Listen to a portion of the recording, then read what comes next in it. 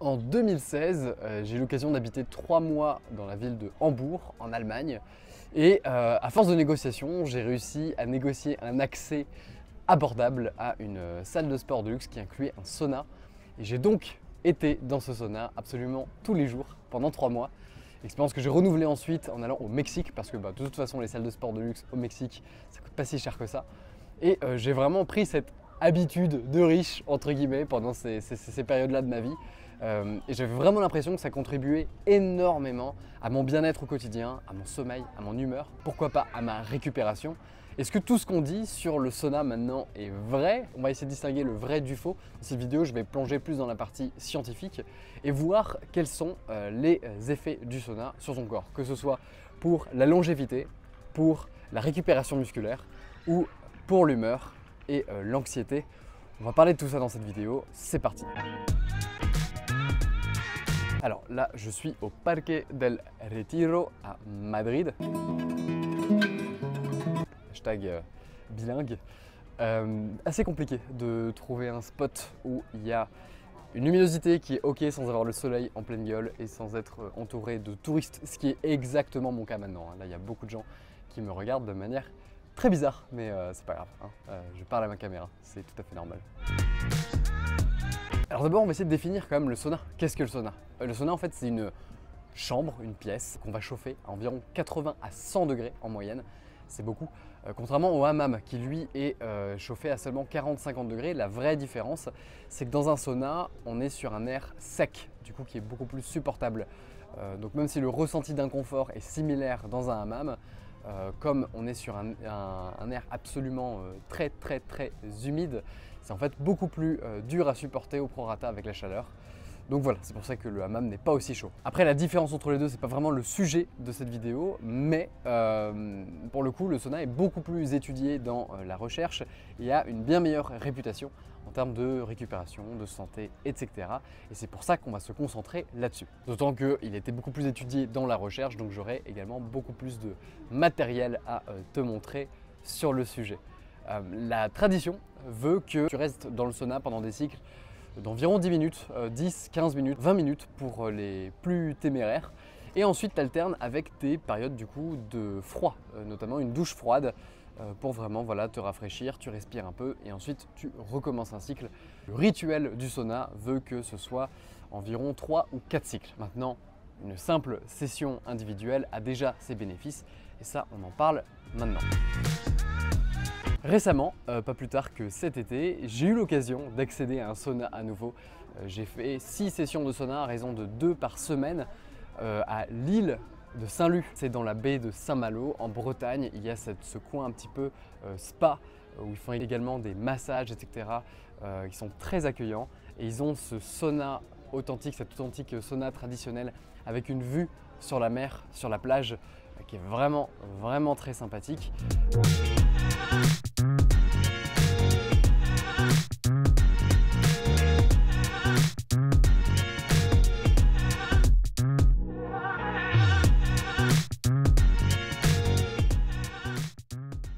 Donc je vais pas te mentir, ça a été un énorme kiff ces sessions de sauna. J'ai pris énormément de plaisir. Maintenant, que dit la science? Pour ce qui est de la récupération, à savoir la récupération musculaire, physique après des efforts, on n'a que dalle dans la science. On n'a aucune preuve tangible qu'il y ait vraiment des effets intéressants sur la récupération. Et par preuve tangible, j'entends des preuves vraiment mesurables. En fait, certaines études isolées trouvent des effets, mais ces effets sont assez incohérents avec l'ensemble de la recherche. Et ce n'est pas une étude isolée qui va trouver un effet, qui va vraiment prouver quoi que ce soit. Ce qui est important ensuite, c'est de voir toutes les études qui ont été faites sur le sujet, créer des méta-analyses, qui est le fait de rassembler toutes ces recherches ensemble pour en déduire des résultats cohérents. Et là, pour le coup, ce n'est pas le cas pour la récupération musculaire. La plupart des gens se sentent, témoignent en tout cas de manière auto-reportée, qui se sentent mieux, qu'ils ont l'impression d'avoir mieux récupéré. Mais bon, leur ressenti c'est cool, mais nous ce qu'on veut c'est mesurer ça. Et notamment une manière de mesurer ça, c'est avec la performance. A priori, si tu as mieux récupéré au niveau de tes muscles, ça devrait se voir dans tes performances à venir, dans tes prochaines sessions de sport. Là pour le coup, c'est pas le cas. On ne mesure pas de meilleure performance après le sauna et donc on n'a aucune preuve tangible qui montre que le sauna aide à la récupération musculaire. En l'occurrence, il y a une étude qui a voulu analyser l'effet du chaud sur la performance musculaire et qui du coup a fait un système pour que de manière aléatoire, la jambe droite ou la jambe gauche des individus, des sujets étudiés, serait chauffée pendant la durée de leur exercice et jusqu'à 20 minutes après, alors que l'autre jambe, elle, serait à froid. Et ils contrôlaient les différences de performance entre les deux jambes et essayer de voir s'il y avait des résultats cohérents à la fin. En l'occurrence, ça ne montrait aucune différence. Donc la chaleur en soi n'aide pas particulièrement à la performance et la récupération. Cela dit, le ressenti, lui, il était bien là. L'effet placebo, lui, il est bien présent. Du coup, est-ce que on ne serait pas sur un effet qui serait davantage sur l'humeur, sur le ressenti, plutôt que directement sur les performances musculaires? Et c'est là que ça devient super intéressant. Là, je vais parler des travaux du docteur Rhonda Patrick, qui est très connue dans le milieu du biohacking et de la longévité. Elle est spécialisée dans les problématiques de longévité et elle s'est extrêmement intéressée au choc thermique, au stress thermique, on va dire ce qu'on appelle les hormetic stressors en anglais. Stresseurs hormétiques, je sais pas si ça se dit en français. Mais voilà, tu as compris l'idée. Et du coup, elle s'est pas mal intéressée au sauna et à l'impact sur la longévité et ce que ça pouvait donner. Mais avant ça, elle a elle aussi fait l'expérience par elle-même, à une période d'anxiété dans sa vie. Elle s'est rendue compte qu'elle se sentait bien meilleure après un sauna. Alors j'admire beaucoup les travaux du docteur Rhonda Patrick.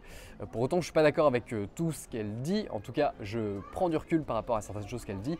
Ça, je t'en ferai part juste après. Et donc, je vais essayer d'être le moins biaisé possible. Ce qui est vachement intéressant, c'est qu'elle explique que on a l'endorphine, qui est une hormone que tu connais très certainement, l'hormone du plaisir, l'hormone du bonheur. Et celle qu'on connaît un petit peu moins, c'est la dynorphine, ou dynorphine en anglais.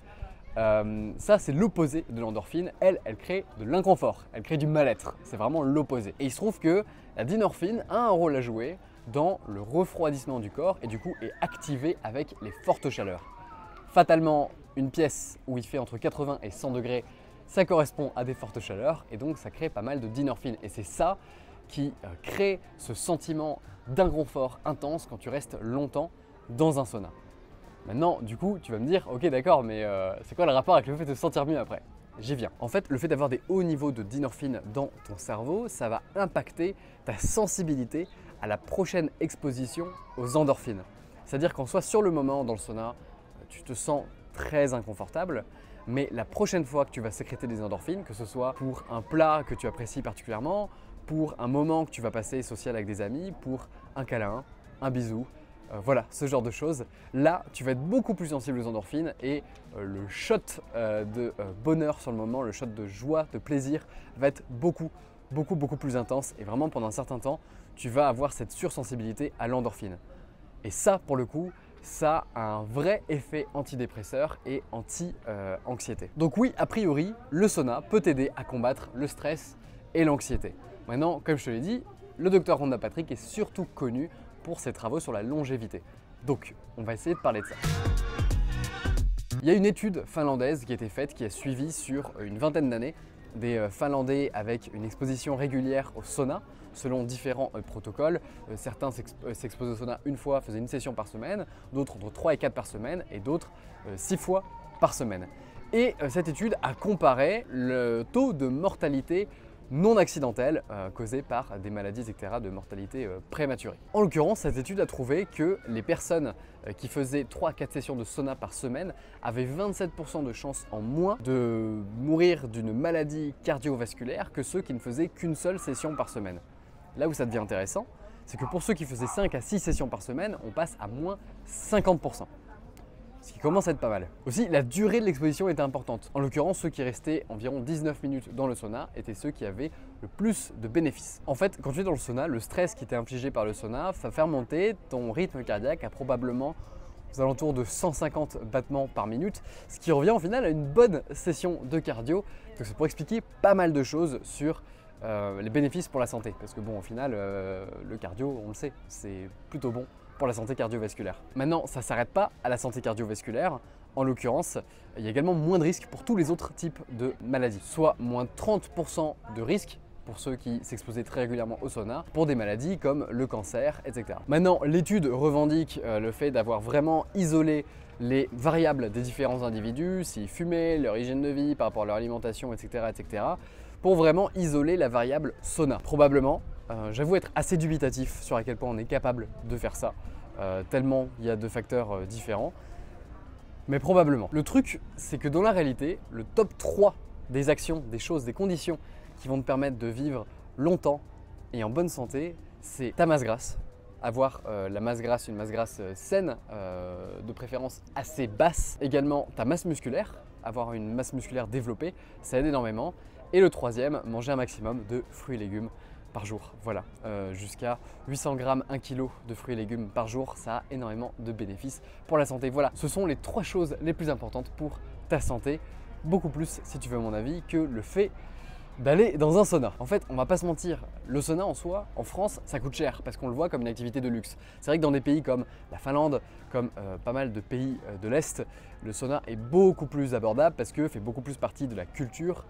Donc voilà, il y a un plus grand accès à ça. En France, vraiment, et encore pire à Paris, si tu veux un accès à un sauna, c'est soit une salle de sport de luxe, soit une sorte de spa, etc. Et ça coûte une blinde. Mais au-delà de l'aspect financier, 5-6 sessions par semaine, c'est quand même un certain investissement en temps, on va pas se mentir. Et je suis pas sûr que ce soit l'investissement prioritaire, on va dire, pour améliorer ta santé. Si tu y trouves du plaisir, tant mieux. Il y a cet aspect notamment sur ton humeur, ton anxiété, etc. C'est clair. Mais voilà, si c'est pour vivre plus longtemps, je pense que tu as d'autres priorités. Donc le biohacking en général, c'est cool, c'est intéressant, mais je trouve que c'est un mouvement qui a tendance à un peu trop s'attarder sur des détails. C'est très cool si tu y trouves du plaisir, mais faudrait pas que ça devienne une source de stress en soi. Dixit le mec qui porte une bague qui analyse son sommeil, son battement cardiaque et sa dépense calorique. Quant à la complémentarité avec l'exposition au froid, avec un sauna, on n'a pas vraiment de données là-dessus sur est-ce que c'est vraiment meilleur, est-ce qu'il y a vraiment une complémentarité. On sait que l'exposition au froid est bonne pour la santé, ce sera sûrement le sujet d'une autre vidéo, mais le fait de complémenter, d'additionner les deux, est-ce qu'on a vraiment un effet de complémentarité qui est important, ça on n'en sait strictement rien. Ce qu'on sait en revanche, c'est que ça permet de sécréter beaucoup plus de norépinéphrine dans le cerveau et qu'on se sent putain de bien.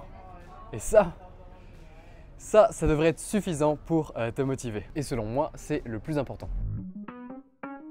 Maintenant, pour résumer tout ça, pour ce qui est de mon avis sur le sujet, le sauna, c'est probablement très intéressant contre le stress, l'anxiété, comme on en a parlé. Et selon mon expérience personnelle, ça m'a vraiment aidé au niveau de mon humeur, de mon bien-être ressenti et également de la qualité de mon sommeil. Maintenant, ce n'est pas la panacée pour autant, même si comprendre les mécanismes qui sont derrière est toujours extrêmement intéressant.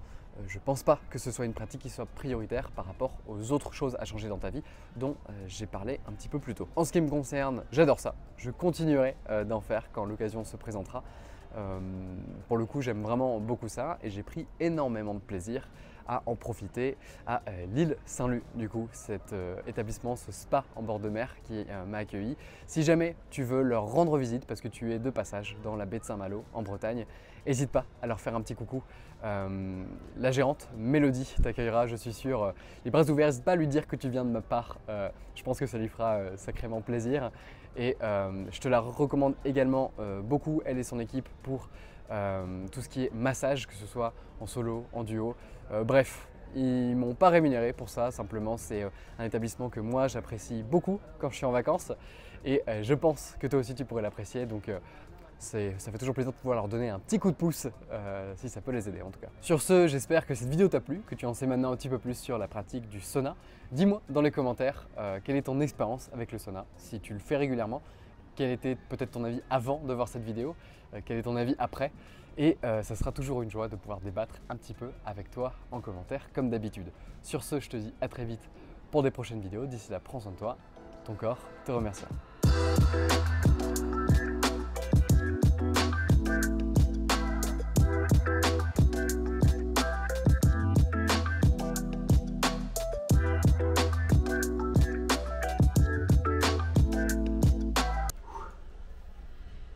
Ça commence à chauffer.